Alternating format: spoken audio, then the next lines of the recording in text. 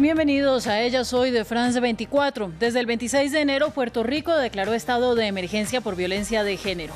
Hoy entraremos en detalle sobre la aplicación de esta medida particular y su importancia como un ejemplo de acción en la región. La orden ejecutiva emitida por el gobernador de la isla, Pedro Pierluisi, buscará prevenir y educar contra este flagelo, por el que murieron al menos 60 mujeres y más de 5.000 fueron víctimas de violencia doméstica durante el año pasado. Más de 2 años duró el pedido de organizaciones feministas para que la isla se tomara más en serio la violencia de género, que se recrudeció en el contexto de la pandemia. Pasando por los exgobernadores Pedro Rosselló, Wanda Vázquez y ahora Pedro Pierluisi, el gobierno finalmente atendió el pedido de urgencia para proteger a las mujeres y a las minorías. Desde San Juan, la capital de Puerto Rico, se elevó un mandato que busca detener los crímenes que atentan principalmente contra las mujeres y las minorías. La orden ejecutiva, firmada el 25 de enero por el gobernador Pedro Pierluisi, propone implementar programas educativos con enfoque de género y cambiar la forma en que se atienden los casos de violencia machista. Cambiar patrones, que se acabe el machismo, entre otras cosas. Que se acaben los crímenes de odio también. Esa es la actitud. Un llamado que no es nuevo. En la segunda mitad del 2019, colectivos feministas protestaron contra la entonces gobernadora interina Wanda Vázquez, exigiendo la declaratoria del estado de emergencia para las mujeres de la isla y denunciando que vivían bajo la amenaza de violencia. La secretaria de Justicia para aquel entonces, hoy gobernadora, Wanda Vázquez, reiteró que no había necesidad de declarar un estado de emergencia. Lo hicieron también en 2018, cuando la colectiva feminista En Construcción se enfrentó al gobierno de Ricardo Rosselló por los derechos y la seguridad de las mujeres. Las personas que impulsan política pública en este país, lo que piensan de las mujeres, lo que da es asco y odio. Rosselló fue criticado por su actitud despectiva hacia las manifestantes cuando se conocieron mensajes que intercambió con otros funcionarios, burlándose de figuras femeninas y de las movilizaciones que obligaron a su caravana de vehículos a tomar una ruta alternativa a la fortaleza, la mansión del gobernador. Los casos de violencia de género aumentaron en medio de la pandemia. Cada 8 días, una mujer es asesinada y según el Observatorio de Equidad de Género, al 29 de diciembre de 2020 se registraron 60 feminicidios en el archipiélago. Datos muy por encima de los 37 conocidos para la misma fecha en 2019. Y eso sin tener en cuenta el subregistro por casos que nunca fueron denunciados o que no fueron tipificados como violencia contra la mujer. Si la declaratoria de emergencia se maneja a conciencia, podría significar una transformación en beneficio de las mujeres y de las minorías, en fin, de la vida de la isla. Por eso vamos a hacer una revisión con la invitada de hoy. Ella es Tania Rosario Méndez, activista por los derechos humanos de las mujeres y también directora ejecutiva de la ONG Taller Salud. Desde Loíza, Puerto Rico, un saludo para usted, Tania. Saludos y gracias por invitarnos. Y la declaratoria le apuesta a una intervención en la educación y en las políticas de manejo de casos de violencia de género. ¿Qué se sabe de las modificaciones que se harán y por qué la necesidad de este cambio? Mira, el pedido de la orden ejecutiva nace en el contexto del escenario postdesastre de los huracanes Irma y María de 2017. Y nace porque observamos, ¿verdad?, los problemas que ocasionan el colapso en los sistemas de protección social. Así que nació como un pedido de prevenir una escalada en esa violencia y no fue escuchado, así que resultó en una escalada sostenida en la violencia en el 2018 y luego se complica, ¿verdad?, con el escenario de pandemia del 2020. Así que los movimientos de mujeres y las organizaciones que damos servicio a víctimas y sobrevivientes intentamos involucrar al gobierno en una respuesta coordinada un poco más asertiva, buscando prevenir que se dieran, ¿verdad?, circunstancias que agravan las condiciones de vida para las mujeres en Puerto Rico, y a eso respondía el pedido originalmente. Y básicamente respondía, o sea, la manera que nosotros lo planteamos fue, hay una situación extraordinaria que requiere medidas extraordinarias del Estado. Las organizaciones estábamos tomando medidas extraordinarias porque sabíamos, ¿verdad? Lo que ocurre, los desastres en Puerto Rico no son los primeros desastres en nuestra región ni en nuestro país, así que nosotras ya, ¿verdad? Teníamos estudios previos y podíamos anticipar los retos que se iban a dar, y eso fue lo que intentamos hacer.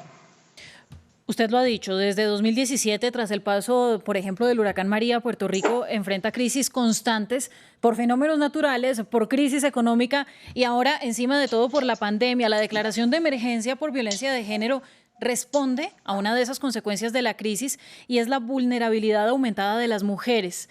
¿Qué cree usted que ha motivado esta decisión en el gobierno? Porque es que son varios años que las feministas llevan pidiendo que se tome una medida y solo hasta ahora, 3 gobernaciones después, es que se toman cartas en el asunto.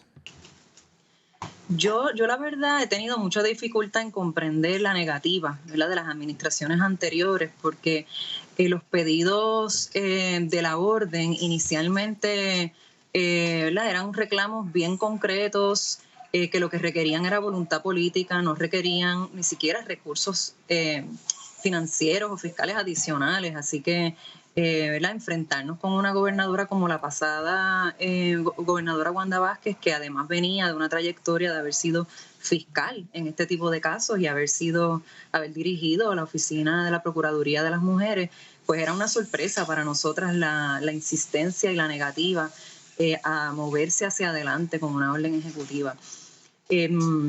Yo quisiera, ¿verdad?, resaltar la diferencia entre hacer una conferencia de prensa, hacer un pronunciamiento, un comunicado de prensa declarando una alerta nacional, ¿verdad?, que fue lo más que se pudo lograr en 2020, y firmar una orden ejecutiva que da instrucciones a las agencias.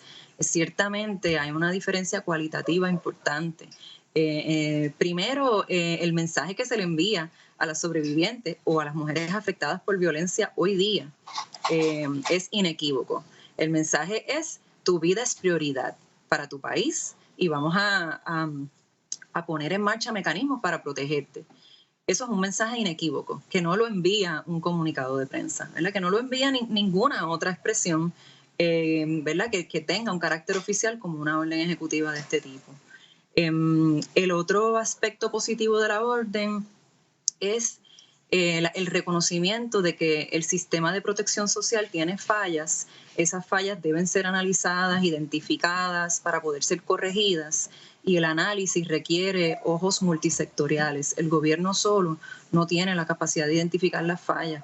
Necesita de las proveedoras de servicios, de los albergues, necesita una mirada multisectorial para poder identificar dónde es que fallamos en proteger esas vidas y poder mirar maneras distintas de solucionar estas fallas.